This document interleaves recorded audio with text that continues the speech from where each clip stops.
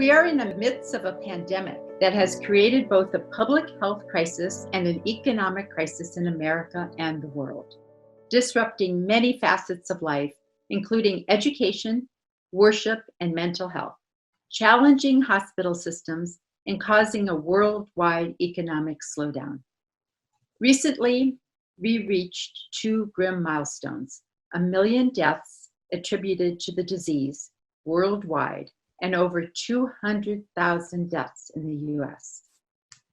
Today, we're focusing on the economic crisis, which has been described as having a quadruple impact on the demand for products and services, the supply of goods and services, and the overall financial impact, all of which affect employment.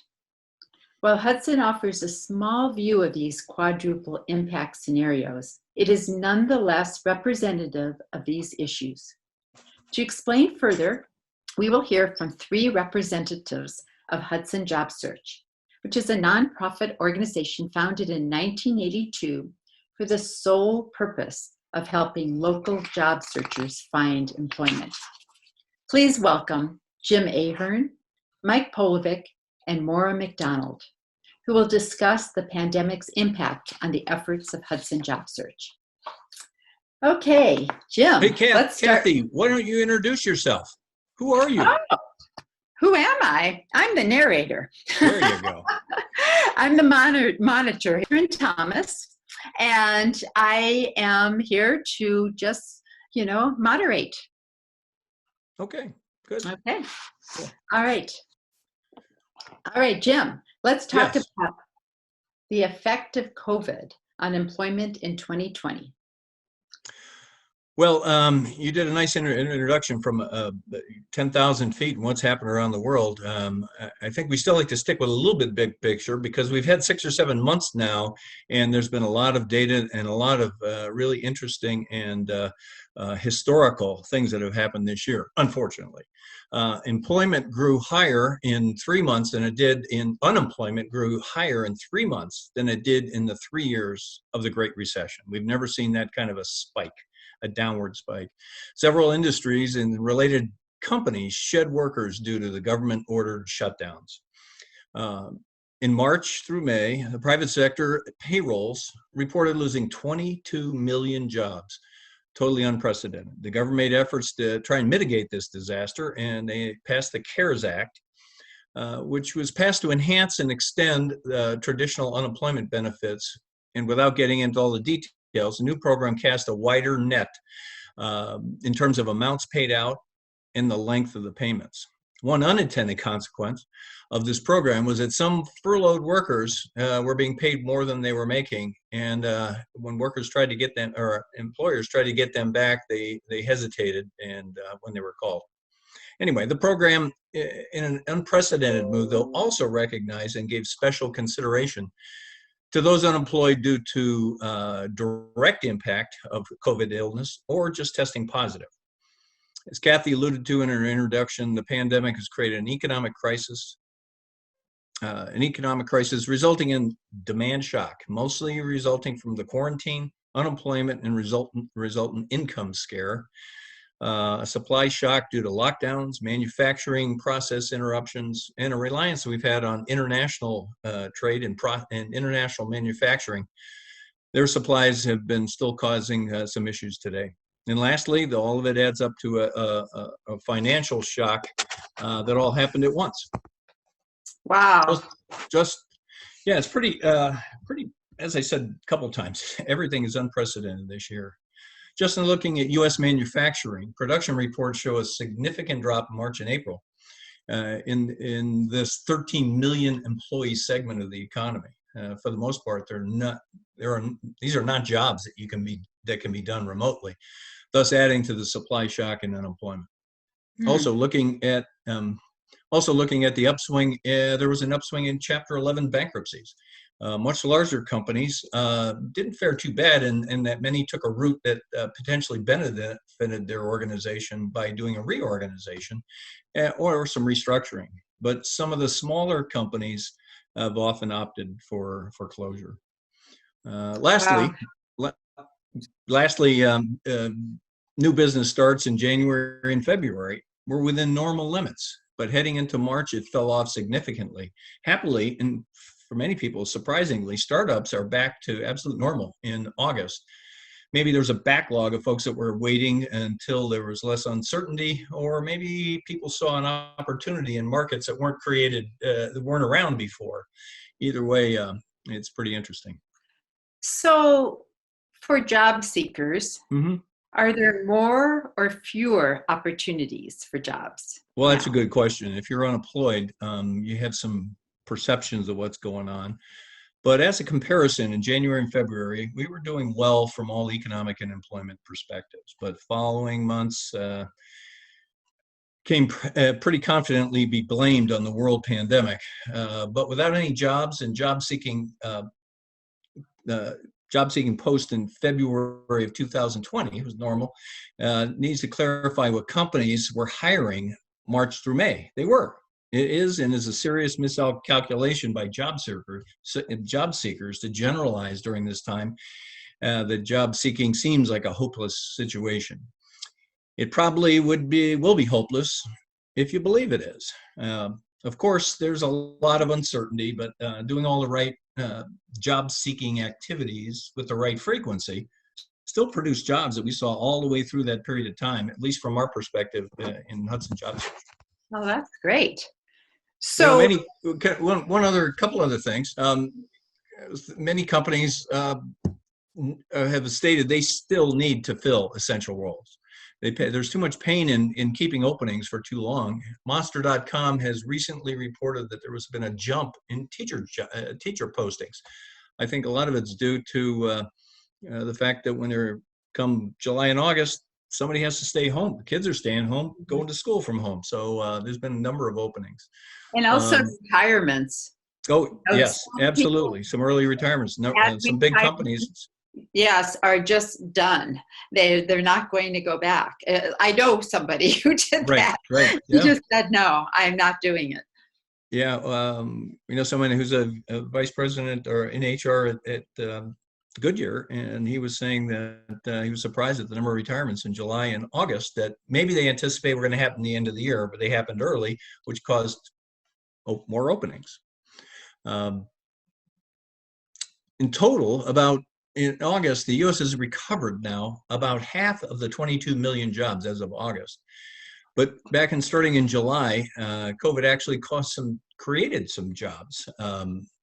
Folks that didn't, as we were talking about before, besides the retirements, there were people that were just a fear to go back to work. Maybe the environment they were in was unhealthy.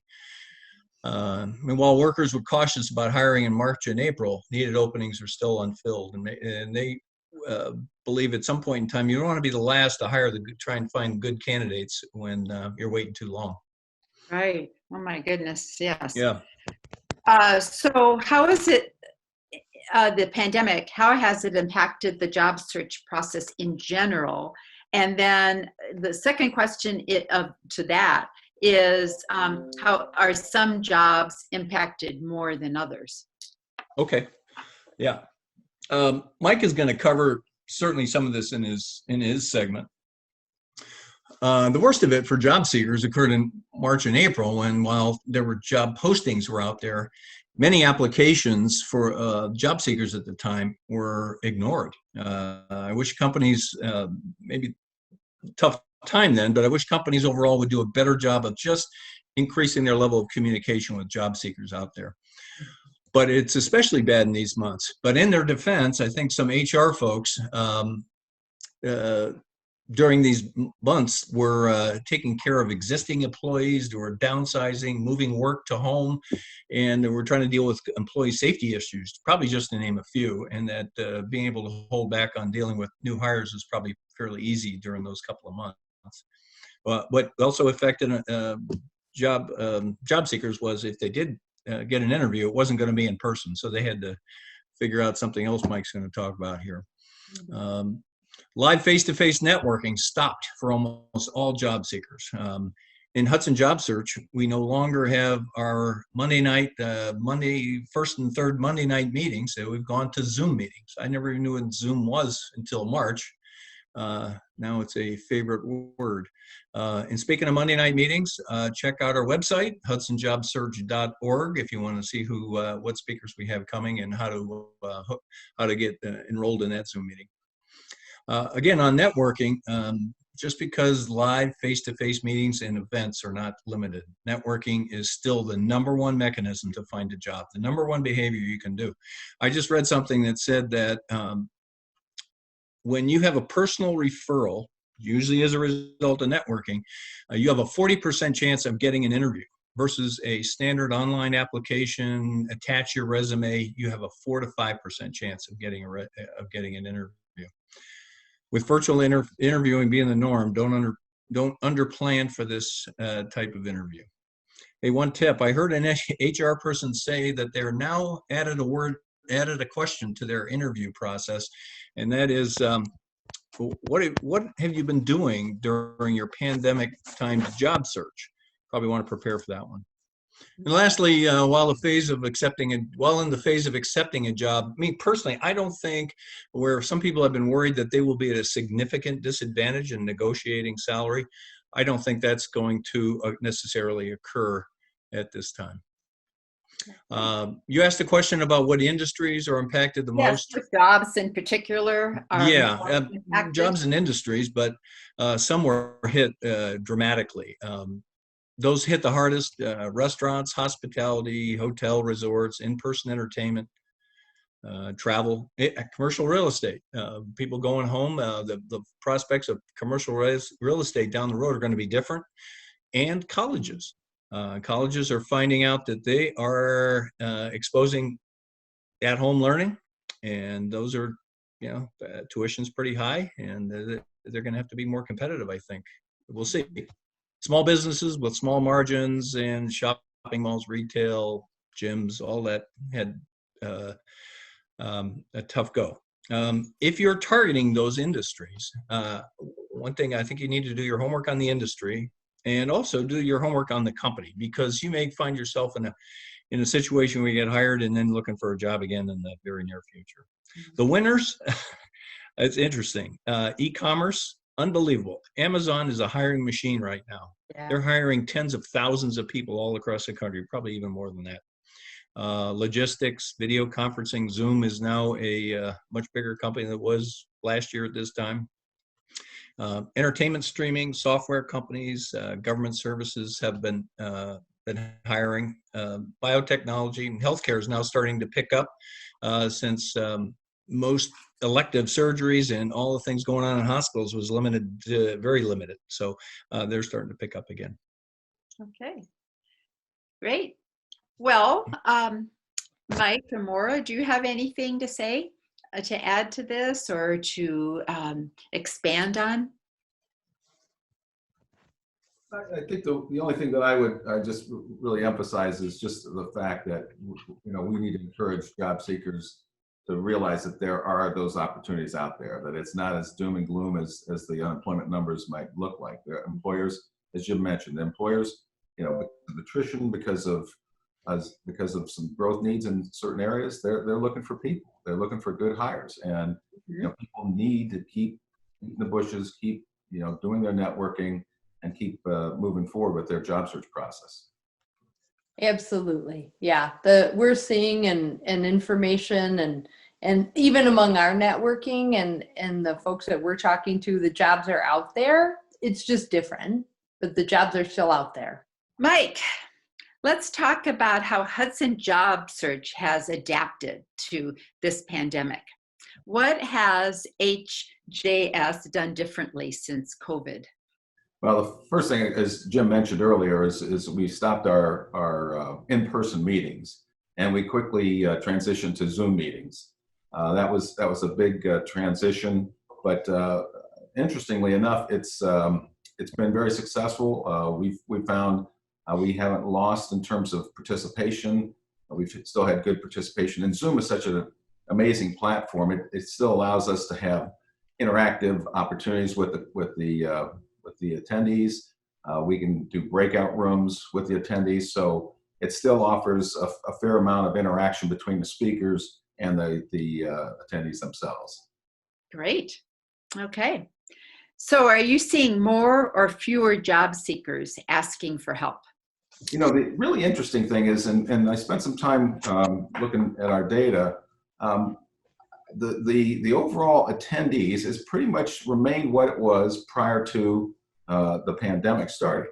And not only has the same number of attendees, generally, we see between 20 and 25 people on average. It'll go up, 30 from time to time, but in general, we're between 20 and 25.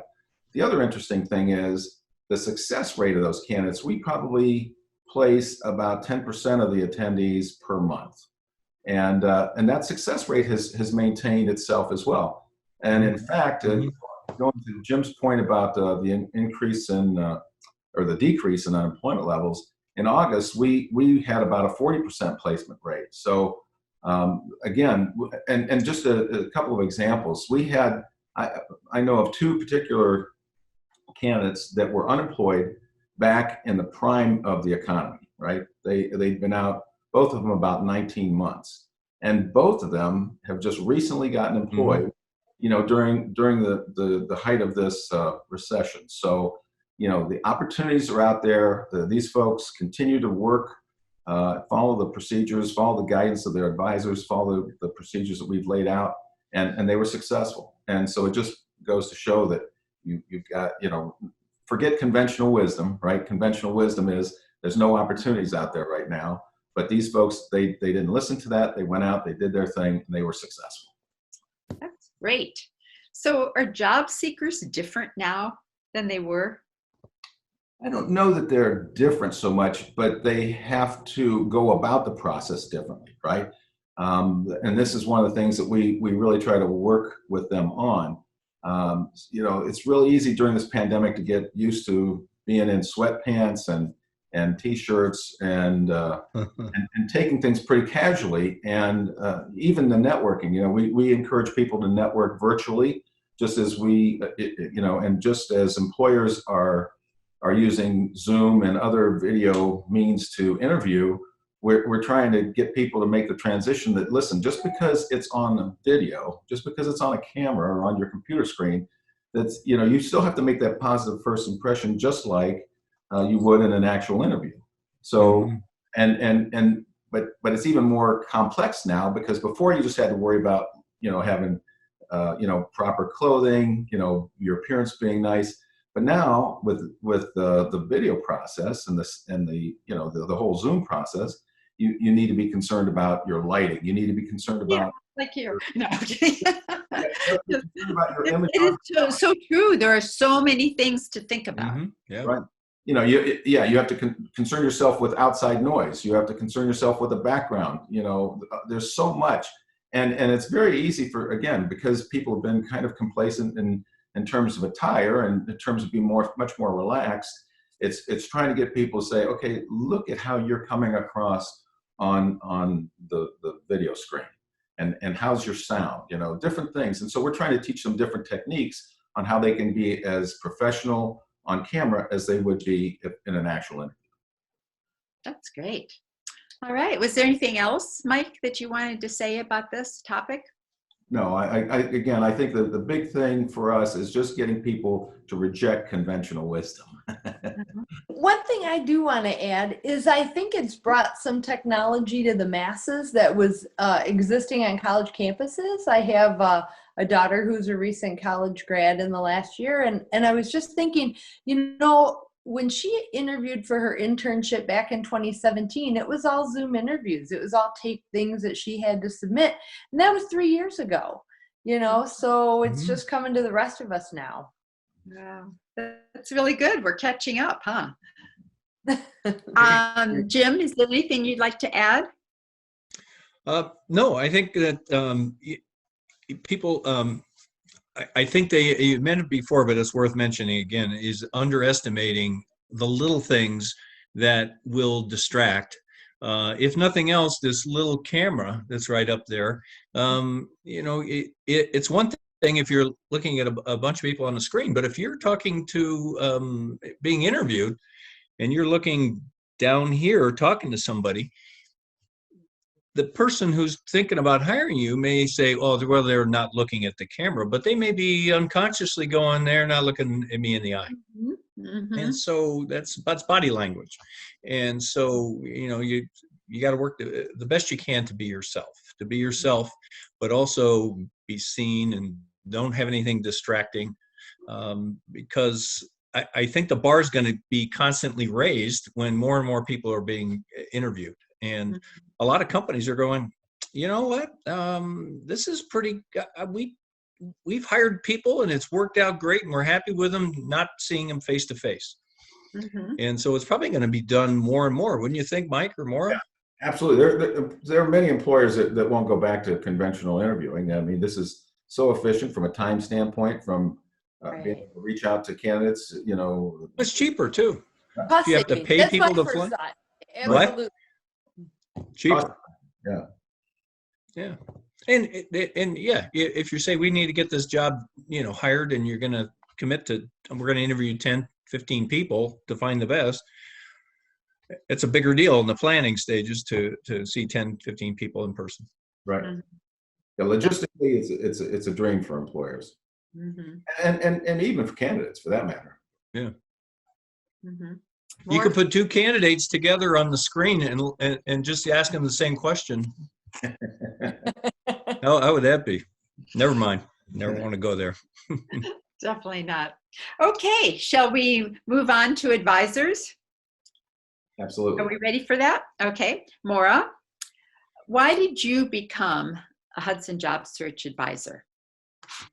So I became an advisor because I was a client myself. Our family relocated to Northeast Ohio, and I was lucky enough to link up with the Hudson Job Search group, and I had a stellar advisor, Bob Madison, for anybody in the community who knows Bob.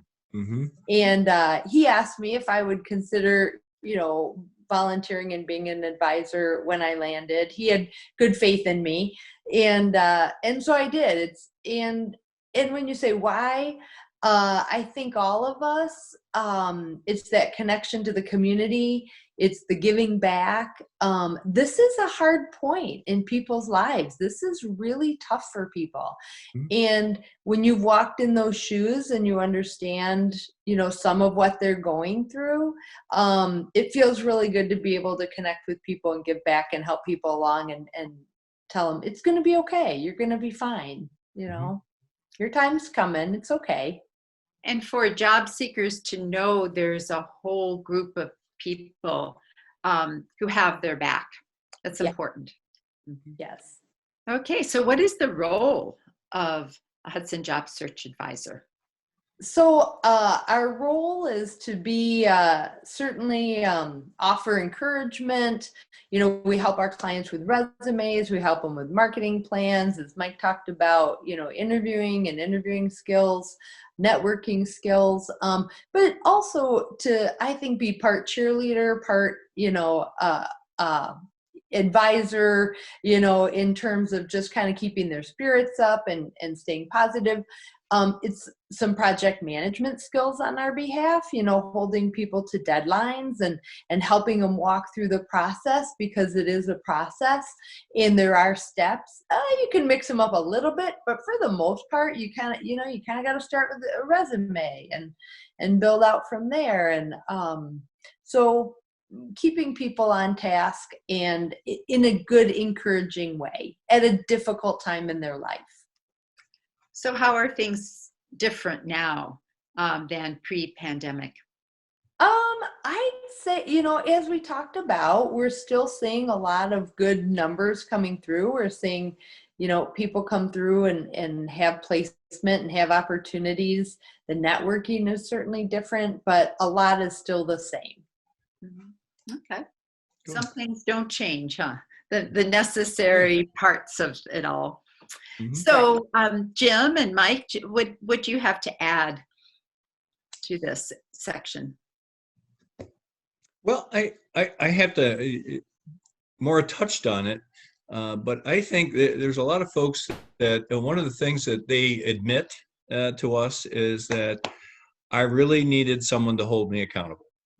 In other words, we give people tasks and we give them, all right, we're going to meet in a week. And how about you doing this? Identify 25 networking. And there's a number of things that they need to come.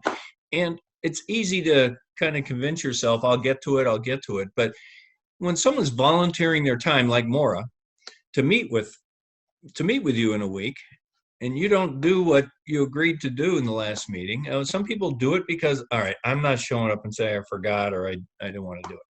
So, but a lot of people are, like I said, are honest and say, I'm so glad that someone is holding me accountable. Because a spouse is a great person, but a job search partner, that would be a rare marriage where that is a wonderful thing to do together. Mm-hmm. I'm sure some people do it, but and I know some, but for my wife and I, if I was looking for a job or she would find someone else to talk to about it. Well, that's sort of like teaching someone to learn to drive too. Right. You'd rather not have a spouse to it. Right. So how about you, Mike? Is there anything else you'd like to add? I think, and the other part is both kind of the cheerleader and also, the reality for our clients. Some clients understand it's their responsibility and it's up to them to make things happen. While some clients, kind of think, well, I was treated poorly at my former employers, and they want to put it off on the employer. And we have to, get them calibrated to where it's, listen, you need to focus on what you're going to do to move forward in your career. And sometimes, just having that frank discussion is helpful, as well as the encouragement. You need both. And that's a really important part of being an advisor as well. Yep. That's good. The one thing I always like to add, and that is when you're looking for a position, all of a sudden something looks good. I'm encouraged. I've got some positive feedback. I may have an interview down the road, and maybe you have one and another scheduled. What happens with some is that they start focusing on that one so much that it may be a couple of months, and then they've got to kickstart their search again. So I tell everybody, don't do your job search in series, do it in parallel. Get as many things going as you can. It makes you a better interviewer because you don't have the pressure, I've got to get this job or I got to start my whole search. I got nothing else going. And then you're not yourself, you're pressing during the interview because you feel the pressure of getting a job with this interview. And you want to go there going, well, I've got 3 other things working and I'll give this my best shot. And if it doesn't work, great, but you'll be more yourself. That's very good advice. Thank you. All right. So this is for all of you. How about some recommendations for job seekers during this pandemic? That was a very good one. Are there more? Network. Oh, absolutely. I think people need to get a good idea early on the salary range that they're looking for. And a great tool of that is getting on salary.com and look and put in your parameters, your geography, your rank, or the level you've achieved, what your past salary was, the position and all that. So that's something that needs to be done. And I would say secondly is along those lines is I hear many times, I'm sure Mike and Maura have heard the same thing about people saying, what job are you looking for? Well, I don't want to close any doors. I want to keep as many doors open as possible. I'm not sure. It's hard to write a resume. It's impossible to network because nobody can help you if you're basically asking them, what do you think I should be looking for? And that's, you got to be really focused. Doesn't mean you want to keep your doors open, but you got to let the world know exactly what you want. Yeah. One thing, Hudson Job Seekers, we do have a book, a workbook that we provide clients in Hudson. And, you might feel like it's a little bit corny or a little bit, I don't need to go through this exercise. I know who I am. I really encourage people, take a step, set some time aside, and just do the exercises. It can't hurt you. If you already know yourself, great. It'll be easy then, And so I really do encourage people to do the basics, do the things that we ask of you, and it all builds. You'll be happy you did. Absolutely. Right? Absolutely. And I would say there's a couple other things. One is you know, the job search process can be very, very frustrating, as Jim pointed out before. You know, you get a couple opportunities coming up, and then all of a sudden they disappear, and that's very, very frustrating. So it's really important, I think, to have somebody either with both the advisor or another job search member, Hudson Job Search member, who's in the same place. Because unless you're looking for unless you're unemployed, you don't know, you don't understand that. Like, and Jim talked earlier about a spouse. You know, it's very difficult for a spouse of an unemployed individual to truly understand what all is going on there. And it's really nice when you have somebody who's in the same place, who understands where you are and can help you deal with that. I think that's really important. That's a real benefit of Hudson Job Search, because, you know, they meet one another, they know one another, and they actually work to help each other in terms of networking contacts and so forth. So I think that's really important. Yeah, that's great, Mike. Yes, I was fortunate. I did have a job search buddy, and that was just wonderful, especially being fairly new to the area. One other thing that I just thought of is the time warp of a job search, right? Like, as you were saying, you know, having a couple irons in the fire, a week to a job seeker is forever. And a week to somebody in HR is like, oh yeah, I'll get you next week, you know? That's so a great point. There's such a time warp, and you have to be aware of that and just remember that. It's okay. Just because somebody didn't call you back right as you hit the, you know, made your contact or hit the submit or did your application, they're not going to call you in 5 minutes. Yeah. It's not happening. Well, that's great. That's good stuff. Really good stuff. Wow. And it does go back more of what you were saying, to worry. You know, if you focus on just worrying, you're going to drive yourself nuts. Right. No, And absolutely. it's best, you know, and it's just best, you know, to keep your thoughts high and keep your thoughts occupied on other things, like doing the best you can with your job search. You know what? One thing that helps attitude is sometimes when folks lose a job, and it may be for any number of reasons, but a lot of times people feel it's unjust. They were unjustly treated, and they're upset about it. And what I tell a brand new client, I said, tell me what happened. Tell me every bloody detail that happened in there. And if they start getting emotional about it, I said, great. That's the last time. I'm the last person you're going to tell that story to. Because you can't tell anybody networking, because they won't ever talk to you again. You certainly can't do it when you're in an interview. And so, you know, just bury that. That's the past. You can't do anything about it. Just move forward and bury the emotion with it. And a lot of times it just is for your best good, because you know, you're ultimately better off the next place you land. Absolutely. So be grateful. Absolutely. Be grateful for that. Yep. Very good. So anything else on this topic? I think we've got it all covered. Mike, you think? Okay, great. We're good. Yeah, I think a lot of good information.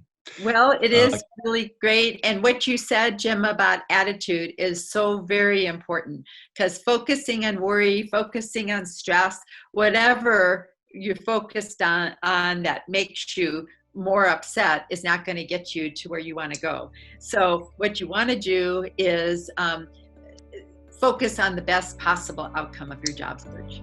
Absolutely. That's what you'll have. That's right. Absolutely. Okay. Well, thanks everybody for doing this, and I thank Hudson Cable for asking us to do this, because it was a lot of fun preparing for it, and it kind of made us think about how interesting this year is, and how when we look back in years going, wow, this year, whether you're a job seeker or whatever you're doing in life, it's an interesting and kind of bizarre year. Yes, And it is. for sure. Well, thank you, all three of you, for your insights and your great advice. All right. Thank you.